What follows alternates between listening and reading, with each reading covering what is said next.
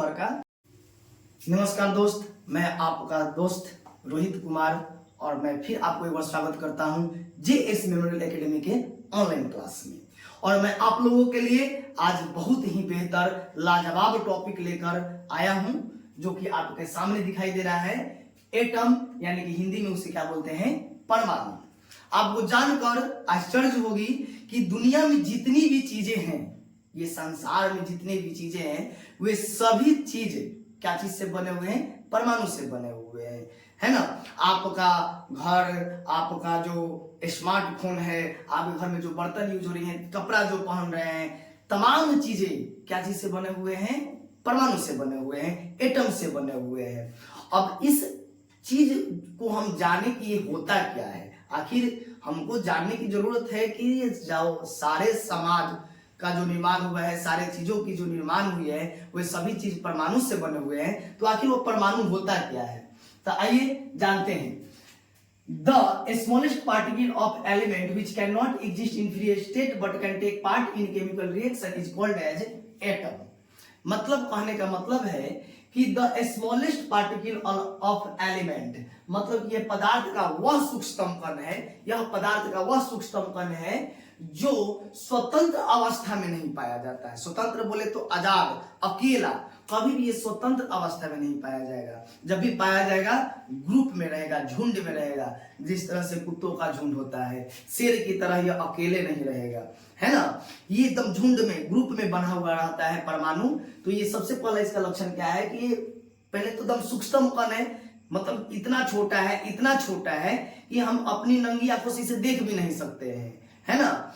और साथ में क्या दूसरा बात है कि ये ग्रुप में रहता है, कभी भी स्वतंत्र अवस्था में नहीं पाया जाता है। और साथ ही साथ ये देखेंगे कि ये जो है केमिकल रिएक्शन में भाग लेता है, अर्थात कहे तो रासायनिक अभिक्रिया में भाग लेता है। रासायनिक अभिक्रिया क्या होती है, जैसे कि आग जलाते हैं तो हम कोई लकड़ी जला रहे हैं, लकड़ी ठोस अवस्था है, उसमें हम आग लगाए, आग जल रही है, लकड़ी जल रही है और जल के धुआं बन के उड़ रहा है और लकड़ी का जो बचता है कार्बन आपका राख बन जाता है, देखिएगा। तो ये एक तरह का रासायनिक अभिक्रिया है और हम इसको नेक्स्ट वीडियो में देखेंगे कि रासायनिक अभिक्रिया क्या होती है। अभी फिलहाल परमाणु को देखते हैं। तो ये जो है रासायनिक अभिक्रिया में भाग लेती है, उसी को हम लोग क्या कहते हैं, परमाणु कहते हैं, है ना। परमाणु के बारे में एक दिलचस्प बात, इसका खोज किए थे जॉन डाल्टन। आप लोगों को पता होगा कि जॉन डाल्टन इसकी खोज करता है, परंतु इसको सबसे पहले इस संसार में सबसे पहले बताने वाले भारतीय एक ऋषि थे जिनका नाम है कणाद ऋषि।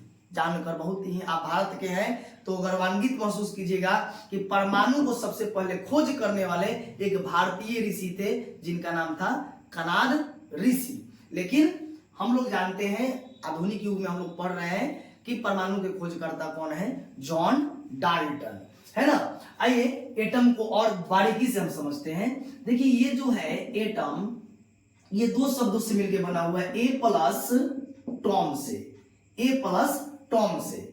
ए का मतलब लैटिन में होता है नॉट, और टॉम का मतलब होता है to cut, not to cut. सबको मिलाइएगा तो क्या हो जाएगा, नॉट टू कट, अर्थात कि जो दो भागों में नहीं कटे उसी को क्या कहेंगे, एटम कहेंगे। कहने का तात्पर्य है कि कोई भी आप एक वस्तु लीजिए, कोई भी सामान लीजिए घर का, और उसको काटिए दो भागों में, कट जाएगा।